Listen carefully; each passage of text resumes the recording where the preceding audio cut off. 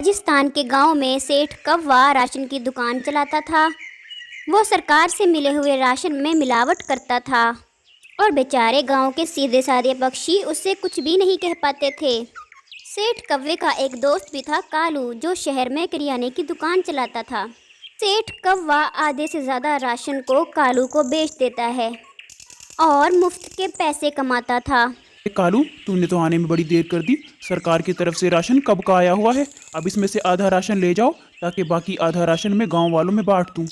हाँ, इससे पहले कि गांव वालों की नज़र पड़े मैं ले जाता हूँ इसमें से आधा राशन और आपको आपके पैसे भी अभी दे दूंगा। सेठ जी, मुझे चावल, गेहूं और चीनी दे दो। अरे कबूतर भैया, गेहूं पीछे से आया ही नहीं है, चावल और चीनी आया है। अपना थैला आगे करो, मैं दे देता हूँ। अरे सेठ जी, ये तो बहुत कम है, इसमें पूरा महीना कैसे गुजारा होगा? कब से हम धूप में जल रहे हैं, लाइनों में खड़े हुए हैं राशन के लिए, और जब राशन की बारी आई तो हमें ये राशन मिल रहा है बस। अरे कबूतर भैया, कैसी बात कर रहे हो? जितना राशन मुझे सरकार देगी तो मैं उस हिसाब से ही तकसीम करूंगा ना। सेठ जी, मेरे राशन कार्ड में तो 2 किलो चीनी लिखी हुई है, लेकिन आपने तो हमें सिर्फ आधा किलो चीनी दी है। 2 किलो। अरे ये सही है, गांव वालों की खिदमत भी करो, सेवा करो और फिर उनकी बातें भी सुनो। राशन कार्ड पे जो लिखा है, मुझे गवर्नमेंट ने जितना दिया है मैं उसी हिसाब से दूंगा। लेना है तो ले लो, वरना जाओ। और फिर तमाम पक्षी थोड़ा थोड़ा राशन लेकर अपने अपने घर चले जाते हैं और फिर सेठ बाकी सारा माल कालू कौवे को शहर में भिजवा देता है। कालू कौवा अपने मन में सेठ से भी ज़्यादा सियाना था। वो उन चीज़ों पर अपना ब्रांड का नाम लगाता और फिर उस माल को अमीर पक्षियों में बेचता था। इस तरह एक तरफ उसी माल में सेठ मिलावट करता है और दूसरी तरफ कौवा उसी माल पर ब्रांड का स्टिकर लगाकर अमीर पक्षियों को शहर में लूट रहा होता है। अरे बहन जी, देखो, नया ब्रांड का सरसों का तेल आया है। एक दफ़ा जो खाएगा तो खाता ही रह जाएगा। इसकी आप कीमत ना देखिएगा, इसके सिर्फ काम देखिएगा, ये बहुत फ़ायदेमंद है। भैया लाओ तो फिर दे दो, और 1 किलो चीनी और 5 किलो आटा और बाकी सारा सामान भी दे दो। अरे वाह, ये ब्रांड का स्टिकर लगा के जो चीज़ें बेचता हूँ, इससे तो मेरी चांदी हो गई है। अगर इसी तरह ग्राहक आते रहे तो मैं तो फिर कुछ दिनों बाद बहुत ही ज़्यादा पैसों में खेलने लगूंगा। दोनों तरफ ही मिलावट हो रही थी। गांव में सेठ उस राशन में मिलावट करता था और पक्षियों को देता था, जबकि शहर में उसी नाकिस माल पर कौवा ब्रांड का स्टिकर लगाकर अमीर पक्षियों को लूट रहा था। लेकिन इन दोनों को सिर्फ अपनी कमाई से गर्ज थी। दोनों को ही इस बात की परवाह नहीं थी कि इस माल को खाकर पक्षियों का क्या हाल हो सकता है। अरे सेठ जी, कल आपने मुझे कैसे चावल दिए? इसमें तो कंकर ही कंकर हैं। हमने तो सुना है सरकार की तरफ से जो राशन आता है वो बहुत साफ सुथरा होता है। एक तो तुम सारे पक्षी मेरे पीछे पड़े रहते हो, ऐसे कहते हो जैसे ये राशन मैं खुद बनाता हूँ। जैसा पीछे सरकार मुझे भेजेगी मैं वैसा ही तो आप लोगों को दूंगा ना। आज सुबह भी राशन आया है, ये देखो सारी बोरियां पड़ी हुई हैं, ऐसे की ऐसी ही पड़ी हुई हैं, अभी बांट दूंगा तुम सब में। सेठ बहुत ही तेज था।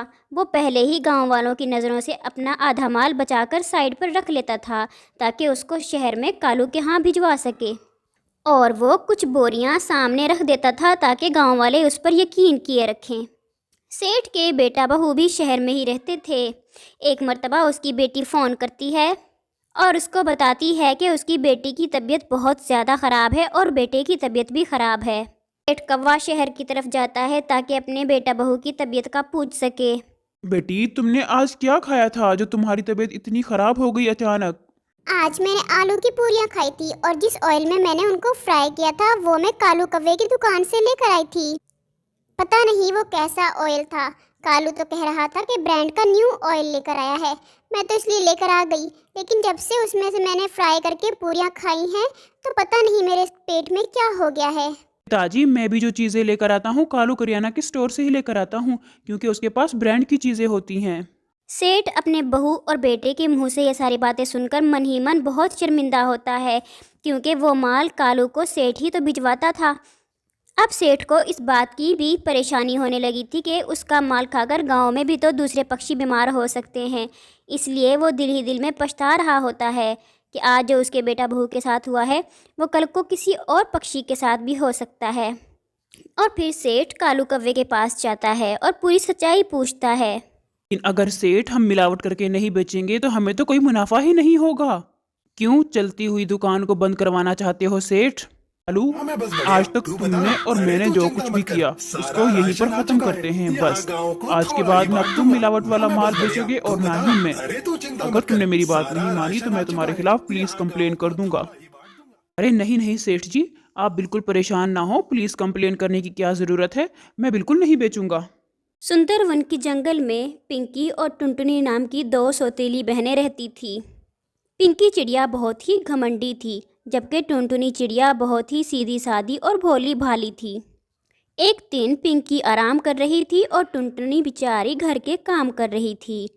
एक दिन पिंकी टुनटुनी से कहती है, टुनटुनी, मेरे पैरों में दर्द हो रहा है, चल आके मेरे पैर दबा दे।